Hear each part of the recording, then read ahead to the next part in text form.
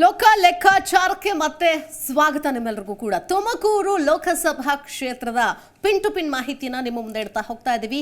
BJP ಮತ್ತು Congress plus and minus points ಅಂತ ಬಂದಾಗ ಮೊದಲೇದಾಗಿ ಬಿಜೆಪಿ ನೋಡ್ಕೊಂಬೋಣ. ಯಾಕಂತಂದ್ರೆ ಈಗಾಗಲೇ ಹಾಲಿ ಸಂಸದರು ಬಿಜೆಪಿಯ ಸಂಸದರು ಬಸವರಾಜು ಅವ್ರ ಬಗ್ಗೆ ನಾವು ಈಗಾಗಲೇ ಒಂದಷ್ಟು ಇನ್ಸೈಡ್ ಮಾಹಿತಿಯನ್ನು ಕೂಡ ನೋಡಿದ್ವಿ. ಅವರು ಮಾಡಿರುವಂತಹ ಕಾರ್ಯಗಳಾಗಿರ್ಬೋದು ಅಥವಾ ಸಂಸದರ ರಿಪೋರ್ಟ್ ಕಾರ್ಡ್ ಆಗಿರ್ಬೋದು.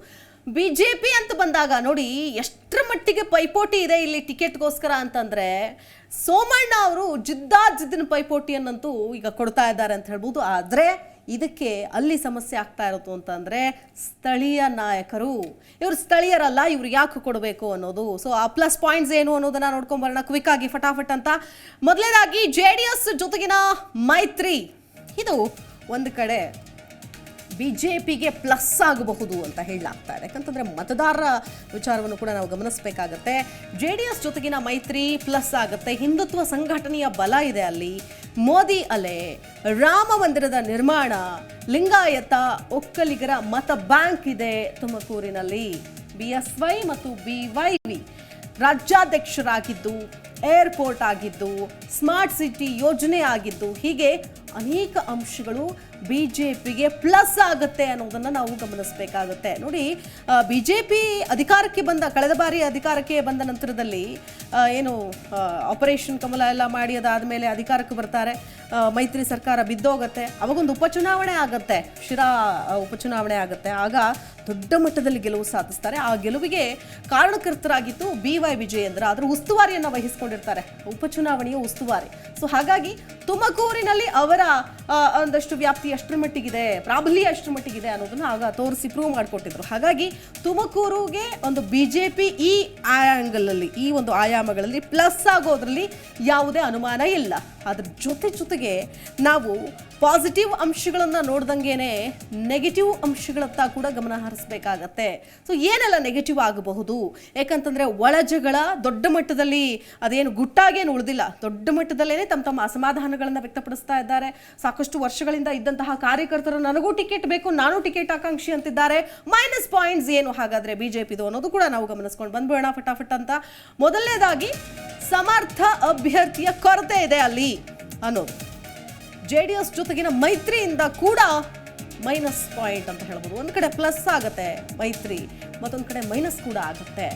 ಕಳೆದ ಬಾರಿ ಇದೇ JDSನವ್ರು ಕಾಂಗ್ರೆಸ್ ಜೊತೆಗೆ ಹೋಗಿದ್ರು, ಈ ಬಾರಿ ಇದೇ JDSನವ್ರು ಈಗ ಮತ್ತೆ ಬಿಜೆಪಿ ಜೊತೆಗೆ ಬರಬೇಕು. ಸಮರ್ಥ ಅಭ್ಯರ್ಥಿಯ ಕೊರತೆ ಇದೆ ಅನ್ನೋದು. JDS ಜೊತೆಗಿನ ಮೈತ್ರಿಯಿಂದಲೂ ಕೂಡ ಸಮನ್ವಯದ ಒಂದು ಕೊರತೆ ಆಗುತ್ತೆ ಅಲ್ಲಿ. ಒಂದು ಒಟ್ಟಾಗಿಸ್ಕೊಂಡು ಹೋಗೋದು ಬಹಳ ಕಷ್ಟ ಆಗುತ್ತೆ ಕಾರ್ಯಕರ್ತರ ಮಟ್ಟದಲ್ಲಿ ಅಂತ. ಹಾಲಿ ಸಂಸದ ಬಸವರಾಜು ರಾಜಕೀಯ ನಿವೃತ್ತಿ ಘೋಷಿಸಿರುವುದು ಕೂಡ ಒಂದು ಸೆಟ್ ಬ್ಯಾಕ್ ಅಂತ ಹೇಳ್ಬೋದು. ಮುಖಂಡರುಗಳ ನಡುವೆ ಆಂತರಿಕ ಗುಂಪುಗಾರಿಕೆ ಇದೆ, ಇವ್ರು ಬೇಡ ಅವ್ರು ಬೇಕು, ಅವ್ರು ಬೇಡ ಇವ್ರು ಬೇಕು ಅಂತೇಳಿ. ಜಿಲ್ಲಾ ಮಟ್ಟದಲ್ಲಿ ಸಮರ್ಥ ನಾಯಕತ್ವದ ಕೊರತೆ ಇದೆ ಬಿಜೆಪಿಗೆ.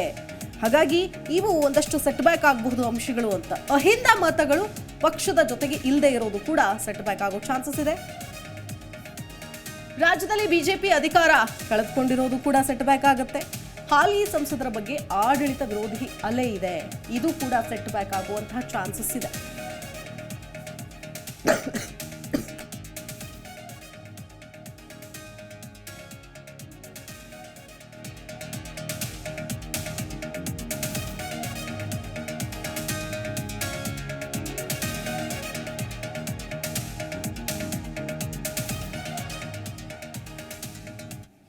ಹಾಗೆ ನೋಡಿದ್ರೆ ಮಾಜಿ ಸಂಸದ ಮುದ್ದಹನುಮೇಗೌಡರಿಗೆ ಟಿಕೆಟ್ ನೀಡೋದಕ್ಕೆ ಸ್ಥಳೀಯ ಕೇಸರಿ ಕಾರ್ಯಕರ್ತರೇನೆ ವಿರೋಧವನ್ನ ವ್ಯಕ್ತಪಡಿಸಿದ್ರು.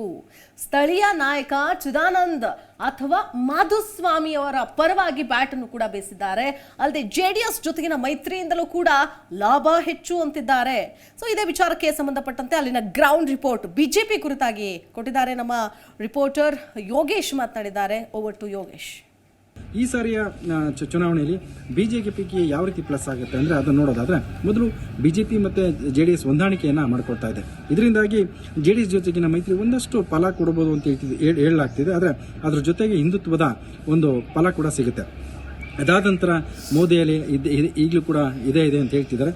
ಮತ್ತು ರಾಮ ಮಂದಿರ ಇತ್ತೀಚೆಗಷ್ಟೇ ಈ ಉದ್ಘಾಟನೆಗೊಂತ ರಾಮ ಮಂದಿರ ಕೂಡ ಜನರ ಕೈ ಹಿಡಿಯುತ್ತೆ, ಮೋದಿಯ ಕೈ ಬಲಪಡಿಸುತ್ತೆ ಅನ್ನೋ ಲೆಕ್ಕಾಚಾರಗಳು ಇದೆ. ಇನ್ನು ತುಮಕೂರಿನಲ್ಲಿ ಲಿಂಗಾಯತರು ಒಕ್ಕಲೂರು ಹೆಚ್ಚಿನ ಸಂಖ್ಯೆಯಲ್ಲಿದ್ದರೂ ಕೂಡ ಅಹಿಂದ ಮತಗಳಿಗೆ ಸಹಜವಾಗಿ ಅವರು ಮೊರೆ ಹೋಗಬೇಕಾಗುತ್ತೆ. ಇದಿಷ್ಟು ಬಿಜೆಪಿ ಆದರೆ ಅದರ ಮೈನಸ್ ಏನು ಅಂತ ನೋಡೋದಾದರೆ ಸಮರ್ಥ ಅಭ್ಯರ್ಥಿ ಕೊರತೆ. ಅಂದರೆ ಇಲ್ಲಿವರೆಗೂ ಹಲವು ಅಭ್ಯರ್ಥಿಗಳ ಹೆಸರು ಕೇಳಿ ಬರ್ತಾ ಇದ್ರು, ಅದು ಅಂತಿಮ ಆಗಿಲ್ಲ. JDS ಮತ್ತು ಮೈತ್ರಿ ಒಂದಷ್ಟು ಸಮನ್ವಯದ ಕೊರತೆ ಕಾಣ್ತಿದೆ ಅನ್ನೋದು ಅಹಿಂದ ಮತಗಳು ಬಿಜೆಪಿಗೆ ಬರೋದು ಅಷ್ಟು ಕಷ್ಟ ಅನ್ನೋ ಲೆಕ್ಕಾಚಾರಗಳು ಸದ್ಯದ ಮಟ್ಟಿಗೆ ಗೊತ್ತಾಗ್ತಾ ಇರೋದು. ಮತ್ತು ರಾಜ್ಯದಲ್ಲಿ ಅಧಿಕಾರ ಇಲ್ಲ ಅಂದರೆ ಸಹಜವಾಗಿ ಅಧಿಕಾರ ಯಾರ ಕಡೆ ಅವ್ರ ಕಡೆ ವಾಲ್ತಾರೆ ಅನ್ನೋದು ಜನರ ಮಾತು. ಆದರೆ ಇದು ಎಷ್ಟು ಫಲ ಕೊಡುತ್ತೋ ಗೊತ್ತಿಲ್ಲ. ಮತ್ತು ಇನ್ನು ಆಡಳಿತ ಮತ್ತು ಸಂಸದರ ಬಗ್ಗೆ ಒಂದಷ್ಟು ಕೆಲಸ ಆಗಿಲ್ಲ ಅನ್ನೋ ಮಾತುಗಳು ಕೇಳಿ ಬರ್ತಾ ಇದೆ. ಜಿ ಕನ್ನಡ ನ್ಯೂಸ್ ಈಗ ನಿಮ್ಮ ಮನೆಯಲ್ಲೇ ನೋಡಿ. ಎಲ್ಲ ಕೇಬಲ್ಗಳಲ್ಲಿ ಈಗ ಲಭ್ಯ. Sun Direct 292, Jio TV 1334, U digital 162, city cable 51, GTPL 17, Abhishek cables 821, Rockline telecommunication 51, Shri Basaveshwara number 60, Vinayaka digital number 53, in digital number 896ರಲ್ಲಿ. ನಿಮ್ಮಿಸ್ತದ ಜಿ ಕನ್ನಡ ನ್ಯೂಸ್ ನೋಡಿ ಆನಂದಿಸಿ.